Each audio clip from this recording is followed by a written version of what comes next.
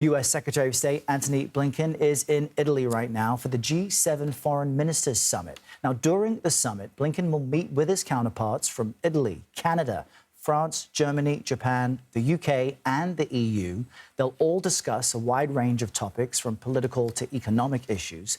CBS News intelligence and national security reporter Olivia Gazis joins us from Capri in Italy. Olivia, great to see you in a new and fresh location. As we've been explaining, this summit is happening with the backdrop of rising tensions in the Middle East. We know sanctions are on the table against Iran for this recent weekend attack on Israel.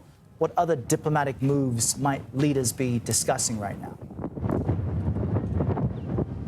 Sure, Errol, as you mentioned, G7 foreign ministers have been making the trek across the choppy Mediterranean here to Capri, which is pretty blustery at the moment, where they'll be, yes, top of mind is containing the fallout from Iran's unprecedented attack on Israel, and that's top of the agenda. There is hope, but not necessarily expectation, that the G7 can issue a G7-wide sanctions package. The U.S., of course, took unilateral action on that front, and Imtiaz just took you through some of what that affects. There's also a big effort here over the next couple of days on keeping the diplomatic pressure up on Israel, not to escalate the conflict, to keep that conflict contained. This gathering of foreign ministers is sort of a scene setter for the Leader Summit, which is set to take place in mid-June in Puglia, with the ministers charged here as laying some of the groundwork for that later summit. And Olivia, because this is a scene setter, it's great to look for clues and indication as to what nations might be doing ahead of that meeting. And on that topic, I'm wondering, considering the Israel-Hamas war is ongoing and the humanitarian situation in Gaza remains dire, what hints are we getting at what action may be taken by these nations?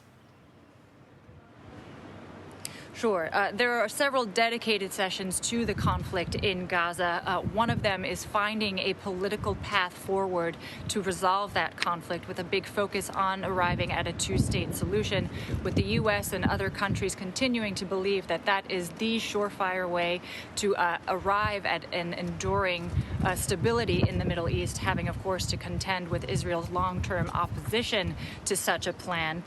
There's also an expectation that the hostage talks, which have been stalled, might be reinvigorated in some way to at least arrive at some sort of a temporary pause in hostilities to surge that humanitarian aid, which you point out is still in desperate need.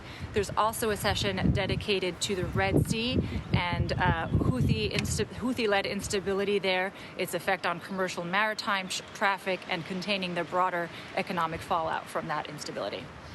And just before we let you go, Olivia, anything else on the agenda that's jumping out at you that perhaps we should pay attention to? Well, sure. In addition to the Middle East, Ukraine is a significant focus here. The Ukrainian foreign minister is here. The NATO Secretary General is here. There's definitely a significant focus on the future of aid and support to Kyiv, of China's revelations about China's support to Russia in that ongoing conflict. This, of course, as that $60 billion U.S. aid package to Ukraine remains stalled in Congress. Ministers here are expected to talk about other avenues to shore up support for Ukraine, including potentially a still controversial plan to use some frozen Russian assets that have been frozen by Western financial institutions, using some portion of those to continue to support Ukraine. There are still divided opinions on the viability of that plan, so we'll see whether it gets off the ground. All right, Olivia Gazis, standing steady as the winds of global change continue to blow. Olivia, thank you.